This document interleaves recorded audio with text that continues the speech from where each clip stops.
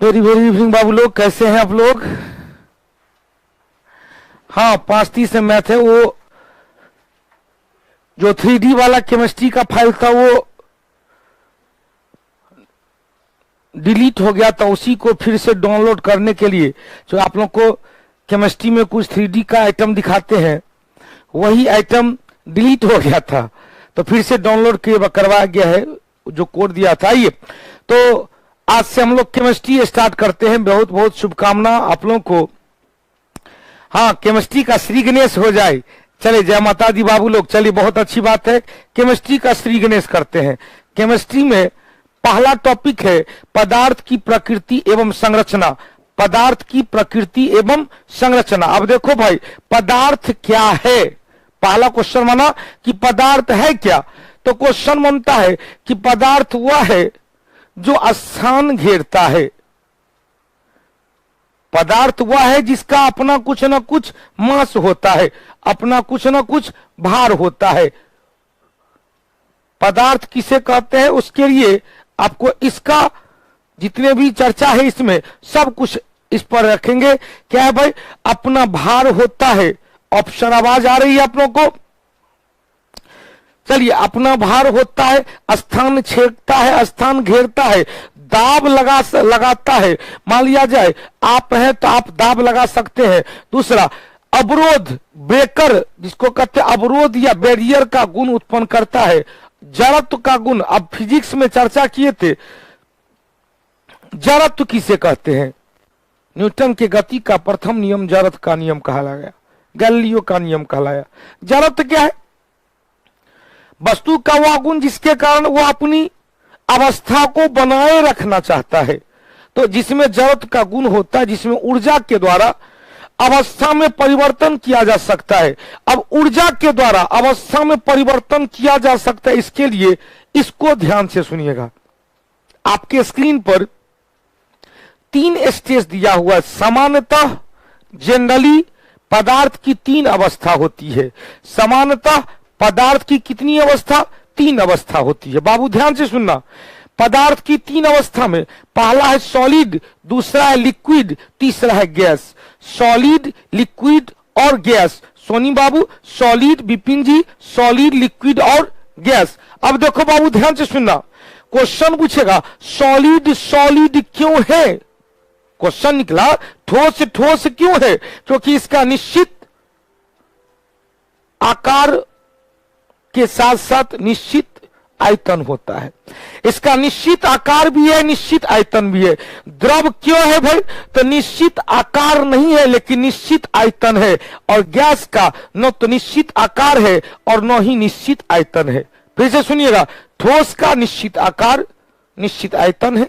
द्रव का आयतन तो निश्चित है लेकिन आकार निश्चित नहीं है। और गैस का न तो निश्चित आकार है और न ही निश्चित आयतन है। अब कहते हैं कि यदि इसमें ऊष्मा दिया जाए तो क्या होगा? बाबू ध्यान से सुनिएगा, एमडी अमीर बाबू, सौरभ बाबू, विपिन जी, क्वेश्चन पूछेगा यदि ठोस में ऊष्मा देते हैं तो यह क्या होता है? द्रव अवस्था में बदलता है। ठोस में ऊष्मा देते हैं तो यह द्रव अवस्था में बदलता है। और द्रव से ऊष्मा खींच लेते हैं तो यह फिर से ठोस अवस्था में बदल जाता है। ठीक उसी तरह से यदि द्रव में ऊष्मा देंगे तो यह गैस अवस्था में बदल जाएगा, और गैस से ऊष्मा को खींच लेंगे तो यह द्रव अवस्था में बदल जाएगा। तीसरा, इसको यदि इसको ऊष्मा देंगे तो क्या होगा? इससे यह 3 अवस्था में, अब यह पद ठोस है, द्रव है, गैस है। अब इसमें देखा जाए स्टेबिलिटी का गुण, अस्थायित्व का गुण सबसे ज्यादा ठोस में है, गैस में अस्थायित्व का गुण सबसे कम होता है। सुशील जी ध्यान से सुनिएगा, क्वेश्चन पूछेगा किसके अणु के लीनियर मोशन, रेखीय गति सबसे ज्यादा है? तो रेखीय गति सबसे ज्यादा किसमें दिख रहा है? गैस में। सबसे कम किसमें दिख रहा है? ठोस में। सबसे कम किसमें दिख रहा है? ठोस में। और सबसे ज्यादा किसमें दिख रहा है? गैस में। अणुओं की गतिज ऊर्जा, कैनेटिक एनर्जी सबसे ज्यादा गैस में देखा जाता है और ठोस में सबसे कम होता है। अब क्वेश्चन पूछेगा ठोस, द्रव और गैस तीनों का अवस्था परिवर्तन पूछ देता है कि ठोस से द्रव में बदलना क्या कहलाता है, द्रव से ठोस में बदलना क्या कहलाता है, द्रव से गैस में बदलना क्या कहलाता है, गैस से द्रव में बदलना क्या कहलाता है। रंजीत प्रसाद जी, अच्छा हम बस से घर जा रहे हैं, देखो भैया सबको, हमरो यहां से घर चला गया, अकेले हम अभी पड़े हुए हैं, हमरो सब पैकिंग और सब लोगों का हो गया, कल तक सुबह सुबह सबको निकल जाएगा। तो ये पर्व ही ऐसा पर्व है, चलिए वो पर्व को अभी कल से स्टार्ट है, आज पढ़ लेते हैं हम लोग। क्वेश्चन पूछेगा, ध्यान से सुनिएगा, बड़ी महत्वपूर्ण चीज है, पहले एक एक को ले ले। सॉलिड है, यह सॉलिड है, सॉलिड का अणु के बीच का इंट्रामोलिकुलर डिस्टेंस, अंतर आणविक दूरी कम है, क्योंकि अंतर आणविक बल बहुत ही ज्यादा है। पवन जी ध्यान से सुनिएगा, अब देखो क्वेश्चन पूछेगा ठोस में अस्थायित्व का गुण ज्यादा है, ठोस के अणुओं का रेखीय गति कम होता है। अब देखो द्रव में चले, द्रव में चलते हैं तो ध्यान से सुनिएगा, द्रव आ गया, द्रव के अणुओं में ठोस के अणु के तुलना में रेखीय गति ज्यादा है, अतः गतिज ऊर्जा ज्यादा है। द्रव का आकार निश्चित नहीं है लेकिन आयतन निश्चित है, आकार निश्चित नहीं है लेकिन आयतन निश्चित है। क्वेश्चन पूछेगा अस्थायित्व का गुण, प्रत्यास्थता का गुण, इलास्टिसिटी का गुण सबसे ज्यादा ठोस में, सबसे कम गैस में होता है। तीसरा चले, गैस में चलते हैं। गैस का क्या है भाई, न तो निश्चित आकार है न ही निश्चित आयतन है, गैस का न तो निश्चित आकार है न ही निश्चित आयतन है। इसके अणु में रेखीय गति सबसे ज्यादा होने के कारण इसका गतिज ऊर्जा सबसे ज्यादा होता है, इसका गतिज ऊर्जा सबसे ज्यादा हो रहा है। इसमें अस्थायित्व का गुण, इसमें प्रत्यास्था का गुण सबसे कम होता है, लेकिन इसके अणुओं का गतिज ऊर्जा सबसे ज्यादा होता है। इसके अणुओं के बीच की दूरी, इंट्रामोलिकुलर डिस्टेंस सबसे ज्यादा हो रहा है। क्यों? क्योंकि अणुओं के बीच का अंतर आणविक बल, इंट्रामोलिकुलर फोर्स सबसे कम है। जब बल अधिक होगा तो गुरुत्वाकर्षण के नियम में बताए थे, जब गुरुत्वाकर्षण नियम अधिक, गुरुत्वाकर्षण बल अधिक होगा तो दूरी कम होगा, जब बल कम होगा तो दूरी अधिक होगा। इसका मतलब यहां भी वही है कि अंतर आणविक दूरी ज्यादा है, इसका मतलब बल कम है, और अंतर आणविक दूरी कम है, इसका मतलब अंतर आणविक बल बहुत ही ज्यादा है। इसके बाद भी आप गौर से देखेंगे फेज ट्रांसफर में, यहां पर देखें फेज ट्रांसफर में, ध्यान से सुन लीजिएगा, बड़ी महत्वपूर्ण चीज अभी बता रहे हैं, उसको ध्यान से सुनिएगा।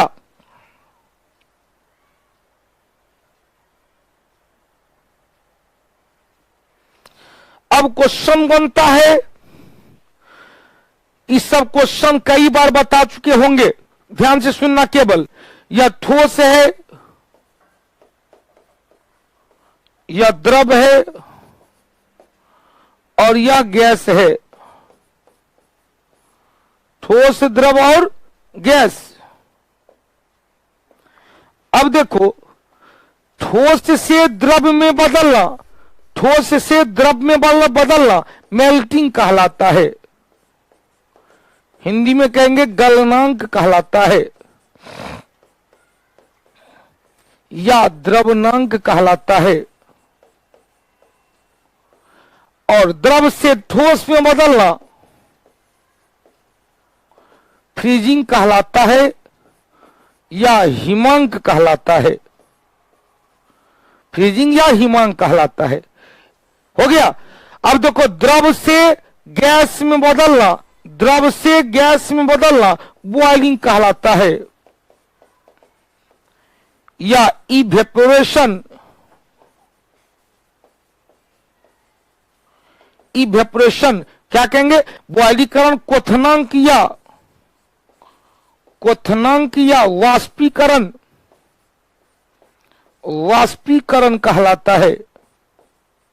लेकिन गैस से पुनः द्रव में बदलना क्या कहलाता है, कंडेंसेशन कहलाता है, संघनन कहलाता है। क्या कहलाता है भाई, कंडेंसेशन या संघनन कहलाता है, संघनन कहलाता है। कंडेंसेशन कहलाता है। अब क्वेश्चन पूछेगा, ध्यान से सुनिएगा, क्वेश्चन पूछेगा कुछ ऐसे भी ठोस है जिसको उष्मा देंगे तो बिना द्रव में बदले ही सीधे गैस में बदल जाएगा, और गैस से उष्मा खींचेंगे तो वह सीधे द्रव में बदलने से पहले सीधे किस में बदल जाएगा, तो ठोस में बदल जाएगा। तो ठोस का द्रव में बदलना, ठोस का द्रव में बदलना ऊर्ध्वपातन कहलाता है, ऊर्ध्वपातन कहलाता है।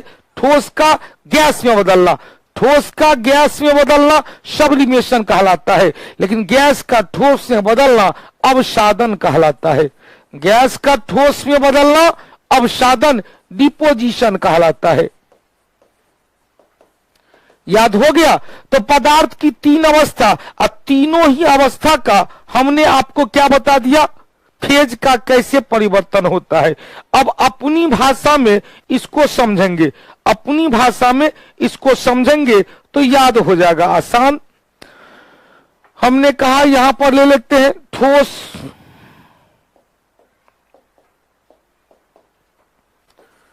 यहां पर लेते हैं ठोस,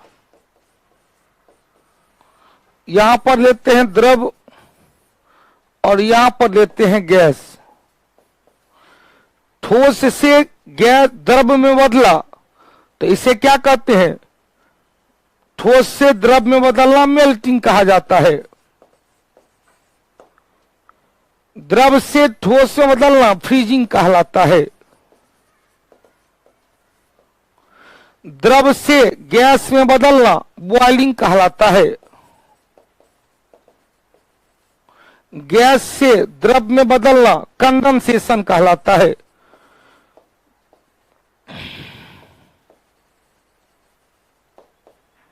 कंडेंसेशन कहलाता है। ठोस से गैस में बदलना सब्लिमेशन कहलाता है।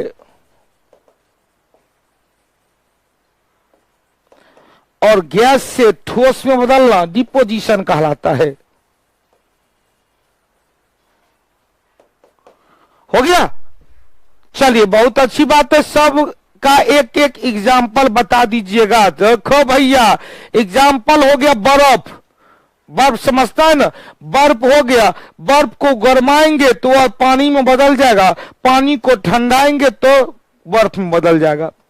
यदि पानी आ गया, पानी को खौलाएंगे तो जल वाष्प में बदल जाएगा, जल ये गैस, गैस से बदल लेगा, और गैस को फिर से ठंडाएंगे, जल वाष्प को फिर से ठंडाएंगे तो पानी में बदल जाएगा। कपूर है, आयोडीन है, नेप्थलीन है, एंथ्रासीन है, अमोनियम क्लोराइड है, सैलिसिलिक एसिड है, बेंजोइक एसिड है, उसको वह ठोस है, उसको उष्मा देंगे तो वह सीधे गैस में बदलेगा, उससे उष्मा निकालेंगे तो सीधे वो ठोस में बदल जाएगा। यही आपका एग्जाम्पल होगा। हिंदी में भी बता दीजिएगा, कोई बात नहीं, हिंदी में भी लिख देते हैं। यह क्या हुआ भाई, गलनांक हुआ, या क्या हुआ, हिमांक हुआ, या क्या हुआ, क्वथनांक हुआ, जिसे ही वाष्पीकरण भी कहते हैं। या क्या हुआ, संघनन हुआ, या क्या हुआ, ऊर्ध्वपातन हुआ, और यह क्या हुआ, अवसादन हुआ। हो गया? पीके, पृथ्वी कुमारी, कपूर, बहुत अच्छी बात है, बेंजोइक एसिड, ऊर्ध्वपातन पदार्थ, उसको यदि गैस से ठोस में बदलेंगे तो उसे क्या कहें, अवसादन। अवसादन विधि से और भी एक जगह आता है कि बुझा हुआ चूना है, कैल्शियम हाइड्रोक्साइड है, उससे कैल्शियम को अलग करना है तो क्या करते हैं, अवसादन विधि से पानी को ऊपर कर लेते हैं, पानी अवशोषित हो जाता है और जितने भी कैल्शियम का अणु है वो नीचे में बढ़ जाता है। तो चूना पानी का घोल से पानी को अलग करना है, चूना को अलग करना, डिपोजिशन विधि। इतना क्लियर हो गया? आगे बढ़ा जाए बाबू, जल्दी से बताएंगे, सबका एग्जाम्पल लिखवा दीजिए। बाप रे बाप,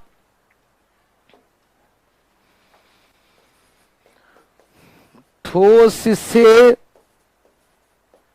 द्रव में बदलना गलनांक कहलाया। जैसे बर्फ का पानी में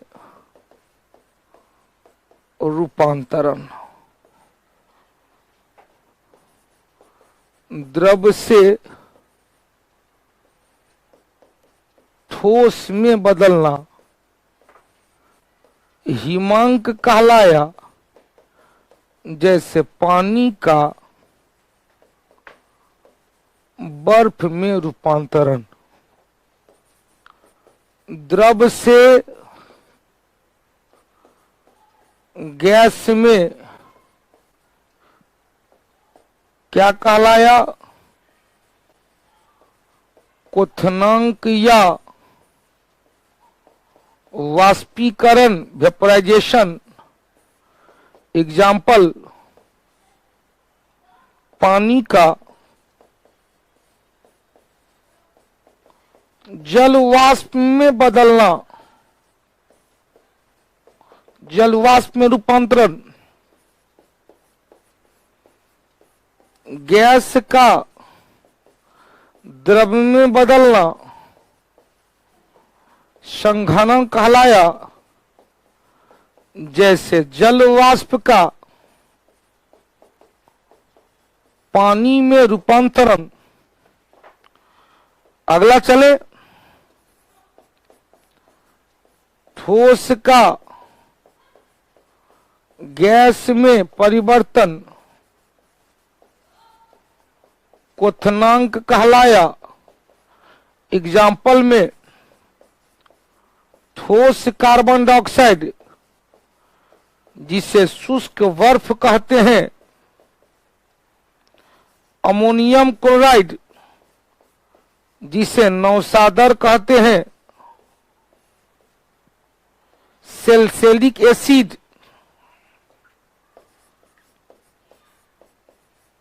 सैलिसिलिक एसिड, सैलिसिलिक अम्ल,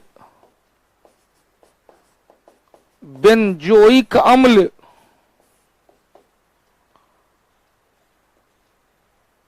कपूर, एंथ्रासीन,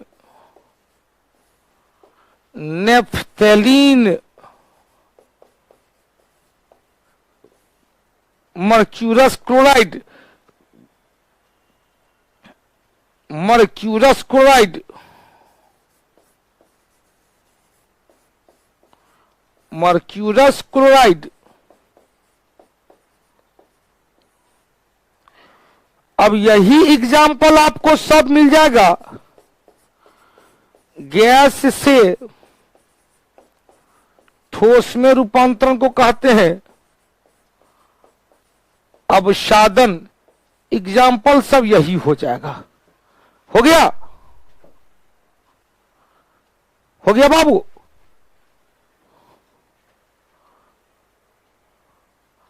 आगे बढ़ जाए।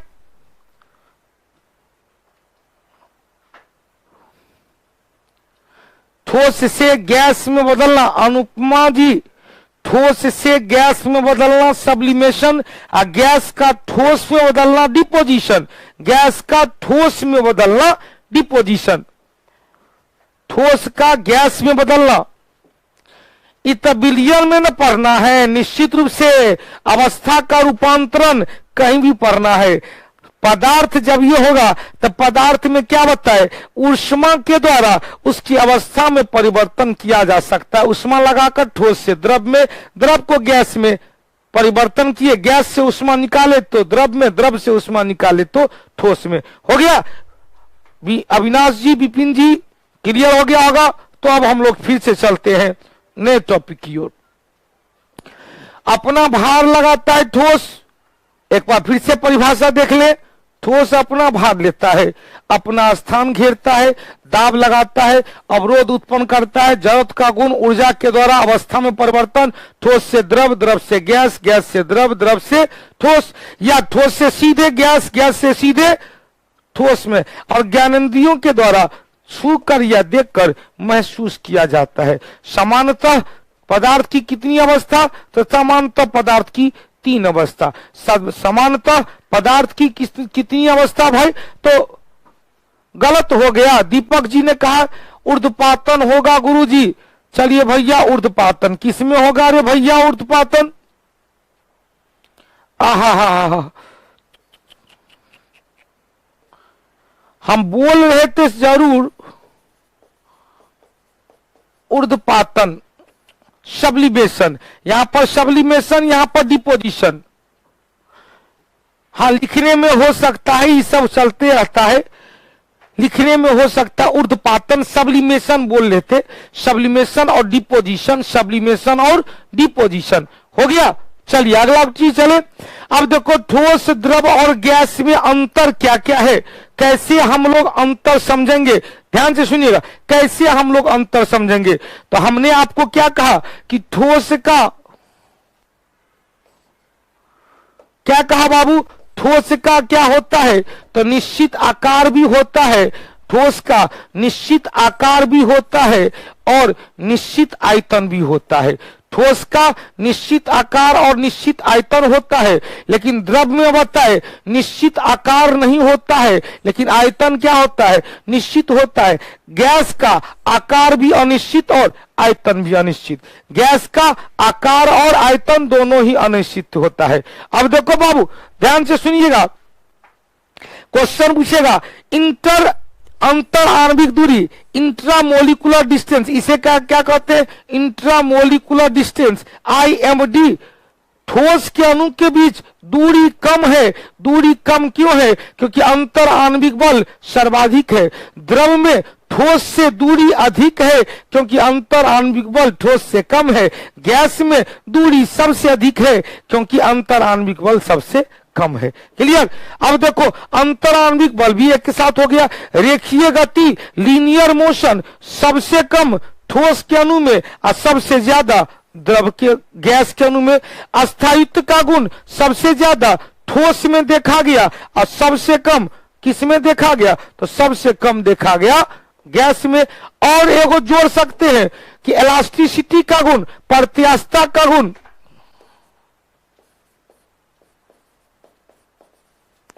प्रत्यास्थता का गुण ठोस में सर्वाधिक होता है, द्रव में क्या है भाई थोड़ा कम,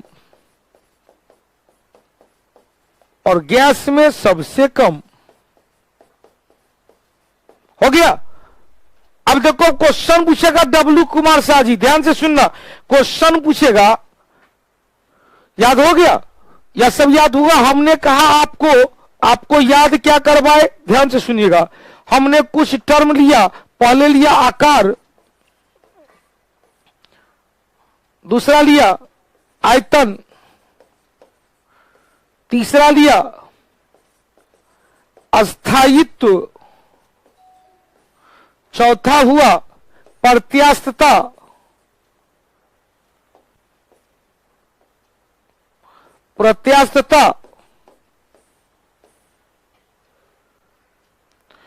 चौथा हुआ प्रत्यास्थता, इलास्टिसिटी, पांचवा हुआ अंतर आणविक दूरी,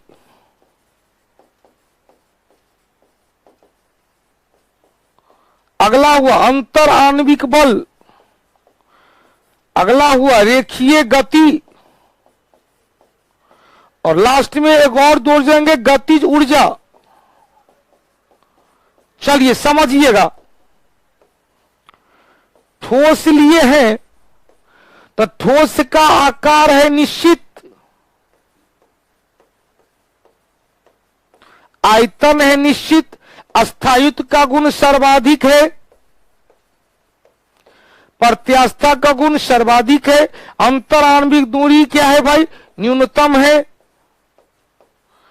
पर अंतर आणविक बल क्या है सर्वाधिक है, गतिज ऊर्जा न्यूनतम है क्योंकि रेखीय गति सबसे कम है। हो गया, रेखीय गति सबसे कम है।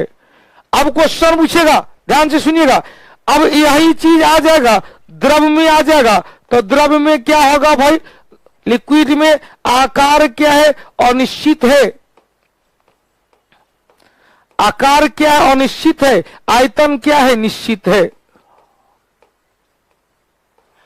अस्थायित्व का गुण थोड़ा कम है या ठोस से कम, प्रत्यास्थता का गुण थोड़ा कम, आणविक दूरी थोड़ा अधिक, थोड़ा अधिक। क्यों भाई? क्योंकि अंतर आणविक बल थोड़ा कम है, रेखीय गति थोड़ा अधिक है, ठोस से तुलना में थोड़ा अधिक है, अतः गतिज ऊर्जा थोड़ा अधिक है। हो गया। अब गैस में चलेंगे तो गैस में क्या होगा भाई? गैस में चलेंगे तो गैस में आकार अनिश्चित है, आयतन भी अनिश्चित है। अस्थायित्व का गुण क्या है भाई? न्यूनतम है। अस्थायित्व का गुण न्यूनतम है, प्रत्यास्थता न्यूनतम है, आणविक दूरी सर्वाधिक है, आणविक दूरी सर्वाधिक है, अंतर आणविक बल न्यूनतम है, अंतर आणविक बल न्यूनतम है। रेखीय गति क्या है भाई? रेखीय गति सर्वाधिक है, गतिज ऊर्जा काइनेटिक एनर्जी सर्वाधिक है। हो गया। 20 कारण भूल गए। हो गया बाबू, इतना क्लियर हो गया। चलिए अब हम लोग फिर से एक बार चर्चा करते हैं। नोट में लिखा हुआ है कि कुछ ऐसे ठोस हैं, ठोस किसे कहेंगे? तो ठोस के अंतर्गत लकड़ी है, पत्थर है, सभी धातु है। पारा एकमात्र धातु है जो द्रव अवस्था में रहता है। लिथियम एकमात्र धातु है जो कमरे के तापमान पर द्रव अवस्था में रहता है। जल, वाटर, गंधक, सल्फर, फास्फोरस तीनों ही अवस्था में रहता है। कपूर, आयोडीन, नौशादर, एंथ्रासीन, नेप्थलीन, शुष्क बर्फ जिसे ठोस कार्बन डाइऑक्साइड कहते हैं, ये सब क्या है? ठोस अवस्था और गैस अवस्था दोनों में रहता है।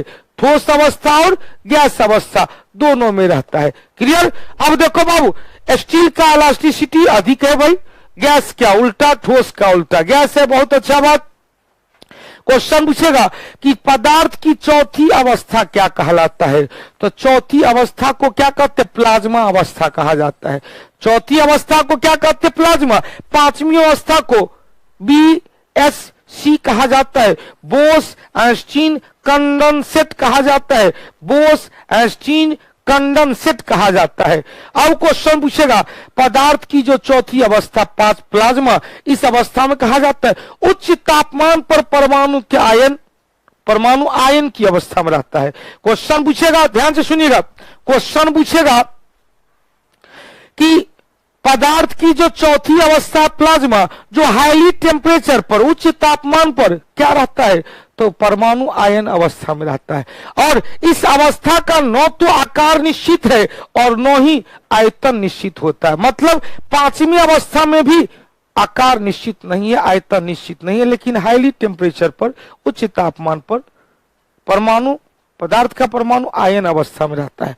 पांचवा अवस्था है BSC, बोस आइंस्टीन कंडेंसेट को क्या कहते हैं? पांचवा अवस्था कहते हैं, जिसमें क्या कहेंगे?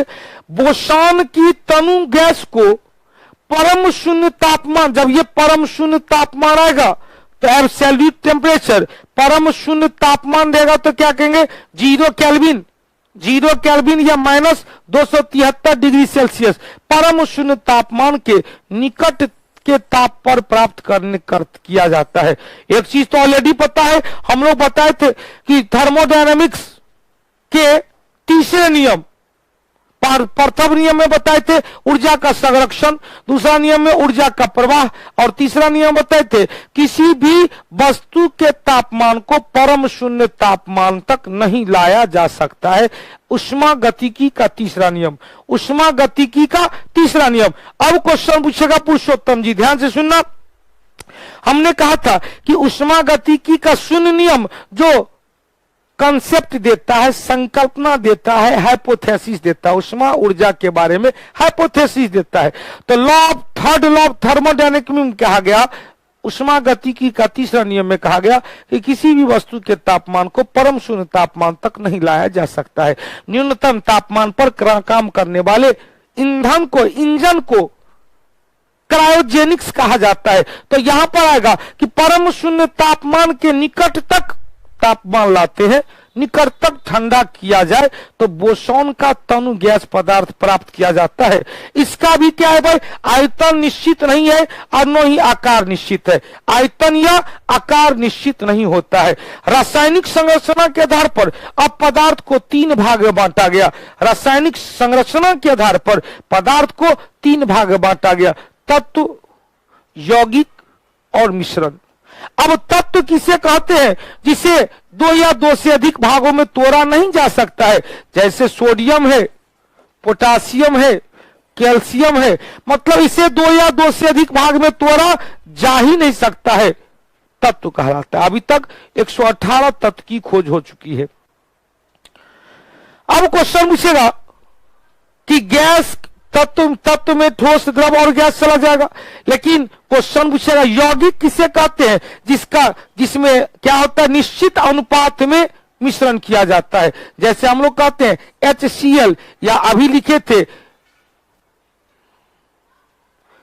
यदि नाइट्रस ऑक्साइड हो जाए, लाफिंग गैस हो जाए, तो इसे क्या कहेंगे, N2O, नाइट्रस ऑक्साइड, या क्या है, यौगिक है। कार्बन डाइऑक्साइड हो जाए, यौगिक है। जल हो जाए, यौगिक है। अमोनियम क्लोराइड हो जाए, NH4Cl हो जाए, यौगिक है। कार्बन मोनोऑक्साइड होगा, यौगिक है। HCl होगा, यौगिक है।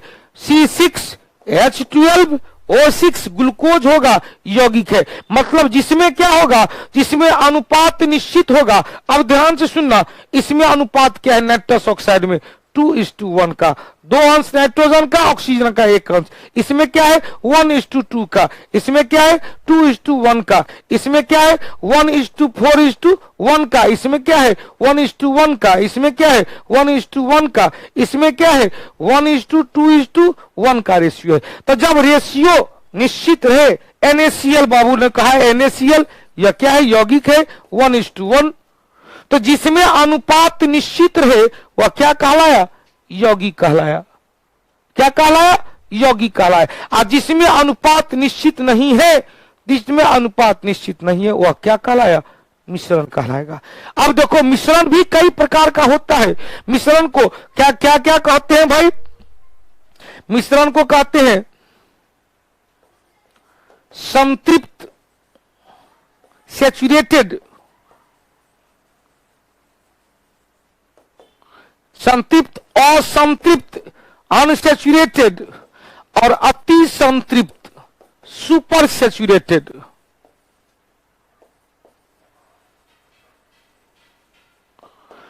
अब असंतृप्त किसे कहेंगे, कि जितना, पहले संतृप्त किसे कहेंगे, जितना चाहिए उसमें उतना पाप मिला हुआ है, तो सब संतृप्त कहेंगे, सब कुछ बराबर है। अ में क्या हुआ, इसमें अब जब ये मिश्रण होगा तो मिश्रण को ही विलयन भी कह सकते हैं। विलयन में क्या करेंगे, सॉल्यूशन में क्या कहेंगे,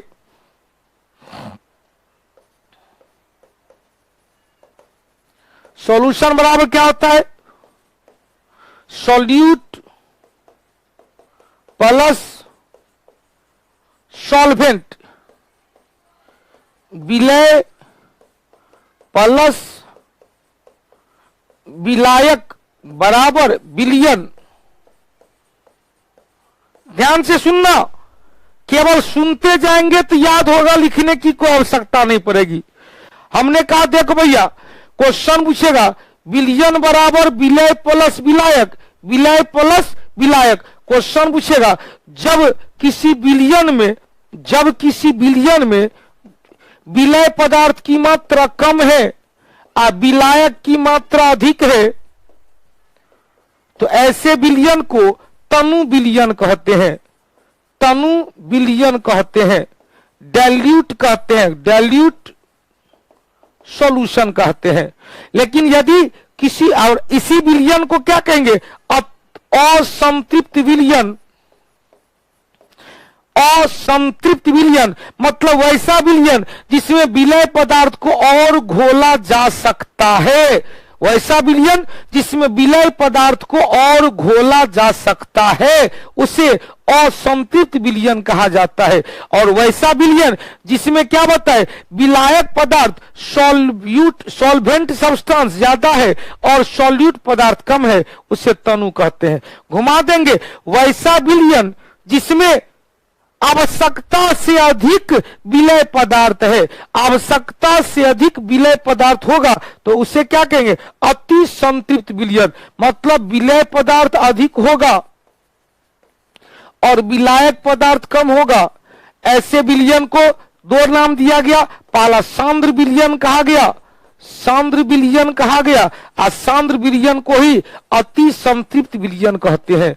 अति संतृप्त विलयन सुपर सैचुरेटेड विलयन कहा जाता है। अब क्वेश्चन पूछेगा, ध्यान से सुनिएगा, क्वेश्चन पूछेगा कि वैसा विलयन जिसमें जितना विलय पदार्थ चाहिए उतना विलय पदार्थ अवेलेबल है तो ऐसे विलयन को क्या कहेंगे, ऐसे विलयन को संतृप्त या सैचुरेटेड विलयन कहा जाता है। क्लियर हो गया, समझ में आई? राजीव बाबू, भानुप्रिया जी, प्रीति जी, एग्जाम्पल कई बार एग्जाम्पल चर्चा करेंगे, सब कुछ यहां आएंगे। अब देखो, हमने कहा पदार्थ को तीन भाग में बांटा गया, तत्व, यौगिक और मिश्रण। अब दोनों का दोनों क्लियर चलते करते चलेंगे, सारा का सारा फंडामेंटल चीज समझते हुए जाएंगे, मजा आने वाला है आप लोगों को। पहला एग्जाम्पल हुआ कि तत्व को तीन भाग, पदार्थ को तीन भाग में बांटेंगे रासायनिक संरचना के आधार पर, तत्व, यौगिक और मिश्रण। तत्व, यौगिक और मिश्रण। जितेंद्र मुखिया, ध्यान से सुनिएगा, तत्व किसे कहेंगे, सबका ना एग्जाम्पल होगा। अरे भैया पहले समझो ना, सबका एग्जाम्पल देने वाले हैं। तत्व किसे कहेंगे, तो तत्व कहेंगे समान अणु के मिलने से बने पदार्थ को तत्व कहा जाता है, जिसे भौतिक या रासायनिक विधि से अलग नहीं किया जा सकता है। अब तक 118 तत्व की खोज हो चुकी है, जिसमें 92 तत्व प्रकृति में और प्रयोगशाला में। कितना बाबू? अब देखो ध्यान से सुनिएगा, क्वेश्चन पूछेगा, सभी प्रकार के तत्व को दो भाग में बांटा गया, सामान्यतः दो भाग में बांटा गया। कौन कौन भाई? धातु है, अधातु है। हालांकि जब हम लोग पीरियोडिक टेबल की चर्चा करते हैं तो कहते हैं भैया धातु भी है, अधातु भी है और कुछ उपधातु भी है, सब मेटल भी है। सब मेटल क्लियर। तत्व, यौगिक और मिश्रण में तत्व में क्या कहेंगे, धातु जो बाएं छोर पर होगा उसे धातु कहेंगे, जो दाएं छोर पर होगा उसे अधातु कहेंगे। और बीच वाला जो सीढ़ीनुमा आकार का होता है उसे क्या कहते हैं, उपधातु, सब मेटल कहा जाता है। अब सबसे हल्का पदार्थ एक बार क्लियर कर दीजिएगा, कोई बात नहीं, बड़ा कंफ्यूजन होता है बालकृष्ण जी को, क्या ये सब याद रहेगा? अरे भैया याद कैसे नहीं रहेगा, याद करेगा तब नहीं याद होगा। उसका नाम याद किया था, अपने आप नहीं याद हो गया था, तो यह वही समझ लो, यह भी वही है। अब देखो, सबसे हल्का पदार्थ से बाबू क्वेश्चन कहा है कि सर जी एक बार उसको क्लियर कर दीजिएगा। क्वेश्चन पूछेगा, सबसे हल्का पदार्थ क्या है, तो कहेंगे हाइड्रोजन। क्या कहेंगे? हाइड्रोजन। सबसे हल्का तत्व क्या है, तो क्या कहेंगे? हाइड्रोजन, क्योंकि पदार्थ की तीन अवस्था, तत्व, यौगिक और मिश्रण। हाइड्रोजन। सबसे हल्का अधातु क्या है? हाइड्रोजन। सबसे हल्का धातु क्या है, तो क्या कहेंगे? लिथियम। सबसे हल्का अक्रिय गैस क्या है, तो क्या कहेंगे? हीलियम। फिर क्वेश्चन पूछेगा, दूसरा हल्का पदार्थ या तत्व या अधातु क्या है भाई? हीलियम है। हो गया? कमलेश बाबू याद है, पूनम जी ये सब तो याद है, बीच में आप ट्विस्ट मार देते हैं, चलिए अच्छी बात है, समझने वाला समझ जाता है। देख भैया, यही तो आपको समझना है भाई। गैलियम सर बहुत अच्छी बात है। गैलियम देखो भैया बड़ी सुंदर चीज है, सीढ़ीनुमा आकृति बना हुआ है। जब हम लोग पीरियोडिक टेबल की चर्चा करते हैं, ध्यान से सुनना, जब पीरियोडिक टेबल की चर्चा करते हैं, आप लोग को पीरियोडिक टेबल मिलेगा मिलेगा मिलेगा, धैर्य रखना, मिलेगा पीरियोडिक टेबल, आप लोग को पीरियोडिक टेबल भी मिलेगा, सब कुछ मिलेगा। कहते हैं ना, वो जो बाराती जाता है तो कहता है खाना मिलेगा, पीना मिलेगा, और शादी है सब कुछ मिलेगा। उसी तरह से भैया यहां पर देखो, ध्यान से सुनना, यहां पर हमने बीच बीच में आप ट्विस्ट करते हैं, अच्छा लगता है। चलो भैया अब देखो, यही है सीढ़ीनुमा, यही है सीढ़ीनुमा का खेल। जो बोरॉन है, ध्यान से सुनना, बोरॉन है, सिलिकॉन है, गैलियम है, जर्मेनियम है, आर्सेनिक है, एंटीमनी है, टिलिनियम है, पोलोनियम है। यह जो सीढ़ीनुमा हरे रंग का आकृति है, यह हरे रंग का आकृति क्या है भाई? यही है सब मेटल। या क्या है भाई? सब मेटल, या इसे ही कहते हैं उपधातु, जिसकी संख्या 2 2 4 2 6 1 7 है। इसकी संख्या क्या है भाई? 7 है। ध्यान से सुनिएगा, उपधातु की संख्या कितनी है? 7 है। अब हमने कहा बाएं किनारे पर धातु, दाएं किनारे पर अधातु। अब क्वेश्चन पूछता है, अब क्वेश्चन पूछता है कि पीरियोडिक टेबल में जो 118 है, 92 तत्व क्या है भाई? 92 तत्व प्रकृति में था और बाकी तत्व खोजा गया। 92 तत्व क्या है भाई? प्रकृति में, बाकी तत्व क्या है? खोजा गया।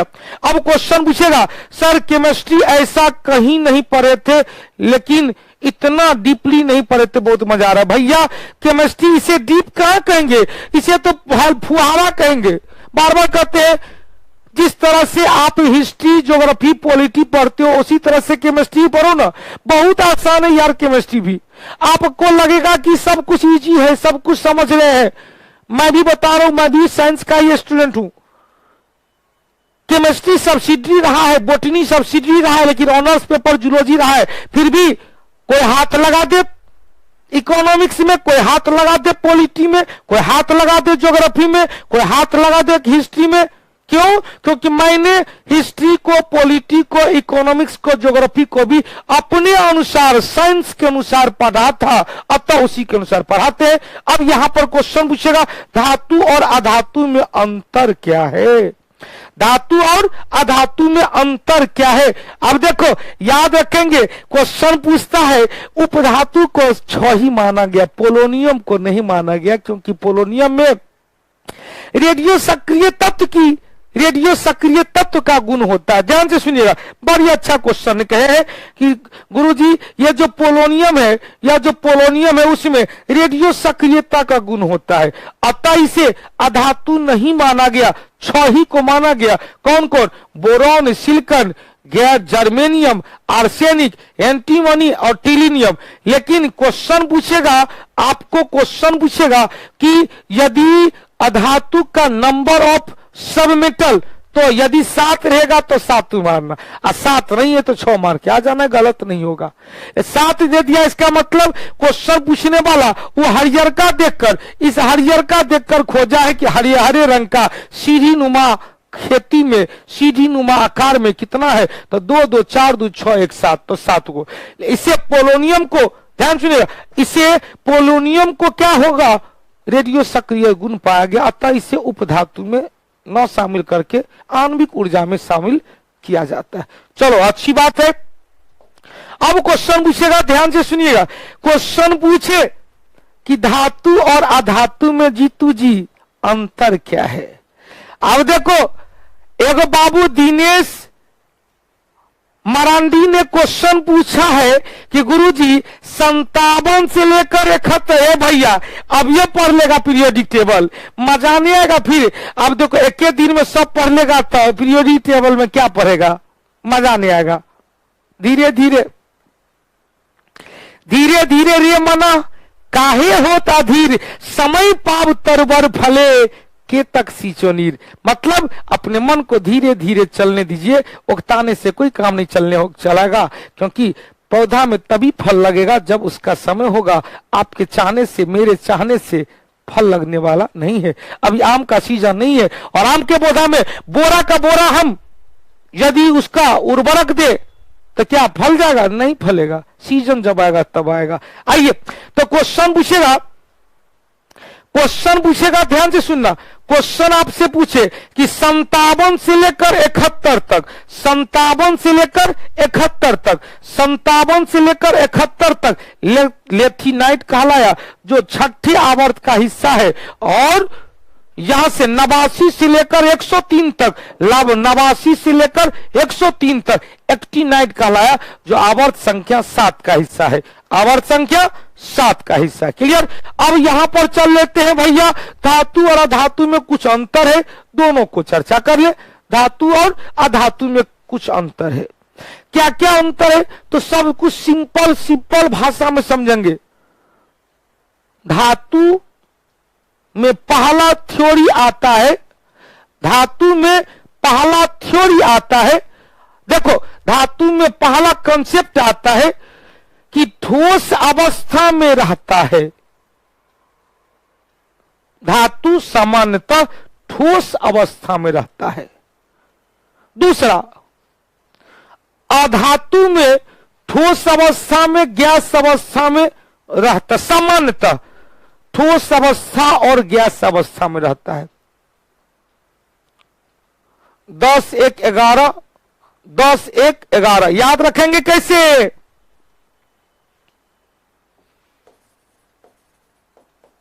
अधातु याद रखेंगे 10 1 11 बराबर 22, ठोस द्रव गैस। 10 1 11 जैसे बोले उसने याद रखना। 10 1 11, ध्यान सुनिए, 10 1 11 बराबर क्या होगा? अब नीरज कुमार पासवान जी ने कहा कि रे भैया आप लोग बड़ी कंफ्यूज होते हो। अरे भाई, लेटिनाइट 57 से 71 है बउआ, 89 से 103 है एक्टिनाइट। समझो ना, पीरियोडिक टेबल आएगा तब समझना। क्वेश्चन पूछेगा, नीरज कुमार पासवान जी 57 से जोड़ा जाता है, 57 से 71 तक लेटिनाइट और 83 से 89 से 103 तक एक्टिनाइट। यहां पर अधातु का नंबर पूछेगा कि पीरियोडिक टेबल में अधातु की संख्या कितनी है? 22 है। कैसे जोड़ेंगे? तो कहेंगे 10 1 11, 10 1 11, ठोस द्रव एवं गैस, ठोस द्रव एवं गैस, ठोस द्रव एवं गैस। अब देखो, 10 अधातु ऐसा है जो ठोस अवस्था में, एकमात्र अधातु ब्रोमीन है जो द्रव अवस्था में रहता है, और बाकी सभी गैस अवस्था में रहता है। अब क्वेश्चन पूछेगा, ध्यान से सुनिएगा। हाँ, पुरुषोत्तम जी, मुंबई सेंट्रल बोर्ड ने मेन लेथिनाइट में 58 से 71 और 90 से 103 माना है। उसको कनपट्टी में एक तबराक मानिएगा, क्योंकि वो मोस्ले है या मेंडलीफ है। मुंबई सेंट्रल बोर्ड ने जो माना है उसको मानने दीजिए। जो फैक्ट होता है वो फैक्ट होता है। फैक्ट क्या होता है भैया? आपके स्क्रीन पर है। फैक्ट क्या होता है? अब किसी को क्या मानना है, वो तो ये तो कंसेप्ट वाला चीज है। यहां पर देखो, पीले रंग का चीज लिखा हुआ है, पीला रंग का चीज 57 है, और 57 1 58, 58 59 60 61 62 63, 61 62 63 64 65 66 67 68 69 70 71। अब क्वेश्चन पूछेगा, 57 से 71 तक लेक्टिनाइट, और एक्टिनाइट कितना से कितना? 89 से 103 तक, 89 से 103 तक। यहां 89 हो गया, 89 से 103 तक। अब क्वेश्चन पूछ देता है, ध्यान सुनिएगा, क्वेश्चन पूछ देता है कि भैया धातु ठोस अवस्था में एकमात्र धातु पारा बताए थे, और कमरे के तापमान पर लिथियम बताए थे अपवाद रूप में। अधातु ठोस, ठोस कितना? 10, गैस कितना? 11, और एगो ब्रोमीन है 1, तो 10 1 11, 10 1 11। क्लियर हो गया? 10 1 11। अब क्वेश्चन पूछेगा, तो फिर मेरा पीरियोडिक टेबल गलत देता है। भैया आपका पीरियोडिक टेबल क्या है उसको देख लीजिएगा ना, आप गलत तरीके से देख रहे हैं। आप डॉट करके 57 से लेकर नीचे तक जाएंगे 57 से लेकर यहां पर आपने पीरियोडिक टेबल को गौर से देखा ही नहीं, यहां पर लिखा देखेंगे तो यहां पर अब आपका पीरियोडिक टेबल गलत नहीं दे रहा है, आपका यहां से डॉट दिया हुआ है और यहां से एरो यहां मारा है, तो यहां पर क्या लेथिनाइड है 57 से लेकर 71 तक, और यहां पर एक्टिनाइड है यहां से 89 से स्टार्ट किया है और डेटो लेके यहां से 89 से लेकर 103 तक हो गया। नीरज कुमार जी धैर्य रखेंगे बाबू। अब देखो, अब यही सब तो आपको फंसाएगा। धातु में इलास्टिसिटी का गुण पाया गया और उसमें डक्टिलिटी का गुण पाया गया। डक्टिलिटी किसे कहते हैं? खींचकर पतले से पतले तार में बदलने की क्षमता को तन्यता या डक्टिलिटी कहा जाता है, और चोट सहने की क्षमता को मेलिएबिलिटी या आघात वर्धीयता कहा जाता है, जो सबसे ज्यादा धातु में होता है। क्वेश्चन पूछेगा, अधातु कठोर एवं भंगुर होता है। अधातु कठोर एवं क्या होता है? भंगुर होता है। कठोर होता है लेकिन इस पर यदि चोट देंगे तो क्या होगा? चूर चूर हो जाएगा। शीशा हो या दिल हो टूट जाता है, लब पर आते आते छूट जाता है। चलो बहुत अच्छी बात है। धातु क्या है भैया? तो धातु ध्यान सुनिएगा, ऊष्मा और विद्युत का सुचालक है। धातु क्या है? सुचालक होता। अपवाद है शीशा, क्योंकि इसमें फ्री इलेक्ट्रॉन मुक्त इलेक्ट्रॉन नहीं पाया जाता है, जबकि अधातु विद्युत और ऊष्मा दोनों का कुचालक होता है। अपवाद है इसका ग्रेफाइट। अपवाद क्या है? ग्रेफाइट, जो कार्बन का एक अपरूप है। कार्बन क्या है भाई? अपरूप है, जिसमें फ्री इलेक्ट्रॉन पाया जाता है, अतः यह ऊष्मा का विद्युत धारा का सुचालक होता है। अब चलते हैं भाई, धातु में धात्विक चमक होती है, मेटेलिक लाइटनिंग होती है, अधातु में नहीं होती है। सभी धातु में मुक्त इलेक्ट्रॉन होता है और इलेक्ट्रॉन जब ये त्यागेगा तो प्लस चिन्ह हो जाएगा, धनवान होगा, और धनवान होगा तो एनायन पोल का काम करेगा, और जैसे धनवान होगा एनायन, ऋणी होगा अधातु क्या होगा? इलेक्ट्रॉन को ग्रहण करने की क्षमता रखता है, अतः जैसे ग्रहण करेगा तो ऋणायन बन जाएगा, केटायन बन जाएगा। दिमाग पर जोर देंगे। स्टील के बर्तन पर तांबा का परत चढ़ाना है तो स्टील लेता है, तांबा देता है। जो देगा धनवान होगा, जो लेगा ऋणी होगा। क्लियर? तो स्टील का केटायन बनाते हैं और तांबा का एनायन बनाते हैं। बहुत अच्छी बात है। अब देखो क्वेश्चन पूछेगा, सभी धातु एसिड के साथ रिएक्शन करके हाइड्रोजन आयन को विस्थापित करता है और यह हाइड्रोजन आयन को प्रदान करता है। धातु के ऑक्साइड की प्रकृति क्या है भाई? क्षारीय होती है। जब पीरियोडिक टेबल में जाएंगे तो कहेंगे किसी भी आवर्त में बाएं से दाएं जाने पर क्षारीय ऑक्साइड की प्रवृत्ति घटती है, अम्लीय ऑक्साइड की प्रवृत्ति बढ़ती है, क्योंकि दाएं तरफ अधातु होता है, बाएं तरफ धातु होता है। तो धातु का ऑक्साइड की प्रवृत्ति क्षारीय और अधातु का ऑक्साइड की प्रवृत्ति क्या होती है? अम्लीय होती है। सभी धातु अवकारक, अवकारक का मतलब हो गया रिड्यूसिंग एजेंट, और ऑक्सीकारक का मतलब हो गया ऑक्सीडाइजिंग एजेंट का काम करता है। क्लियर? अब देखो यौगिक क्वेश्चन पूछेगा तो यौगिक में कुछ नहीं खास है। यौगिक में 2 से 2 या 2 से अधिक तत्वों का निश्चित अनुपात रहेगा। आदर्श बाबू हिस्ट्री भी रहेगा, ध्यान से सुनिएगा जरा सा, इसको एक पॉइंट देख लेते हैं।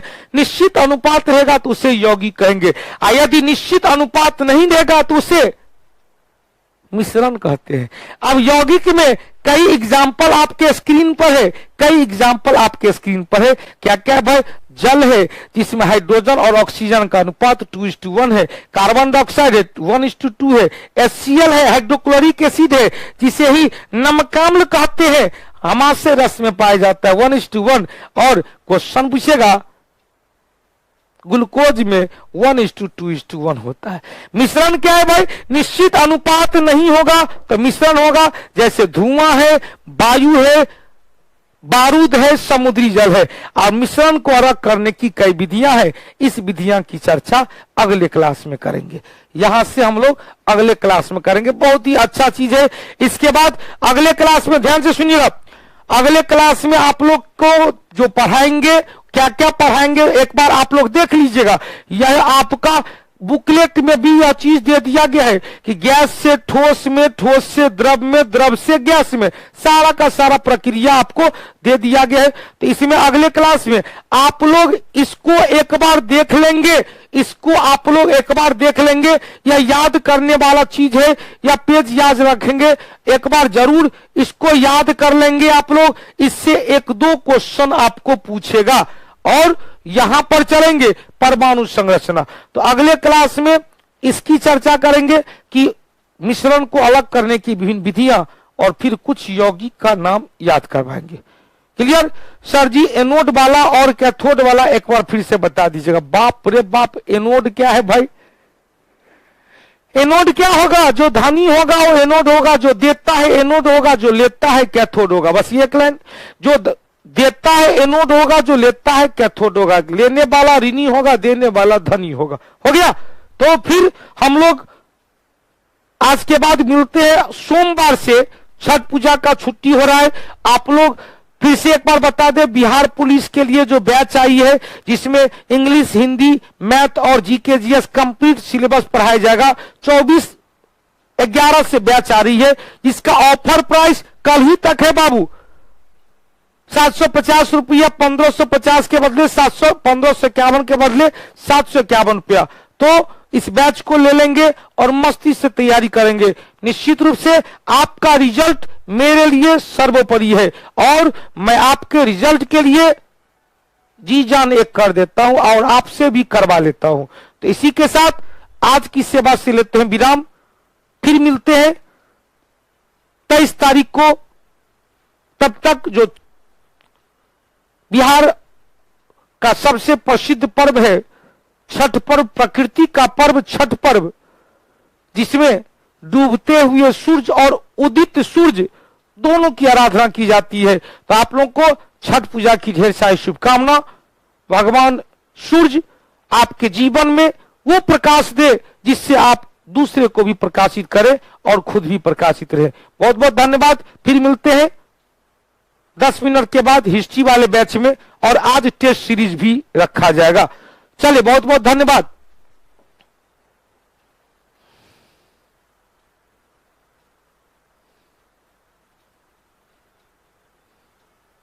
गैलियम किस अवस्था में?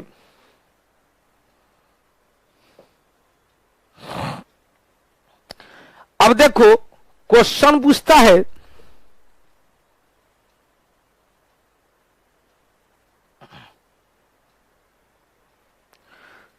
ए का सदस्य है बैगन, आलू, गाजर, इन थैला। यह ठोस अवस्था में रहता है, ठोस अवस्था में रहता है। आगे बढ़ते हैं भाई। जी जी, आप लोगों को भी ढेर सारी शुभकामना। पीरियोडिक टेबल बारे में चर्चा कर लेंगे।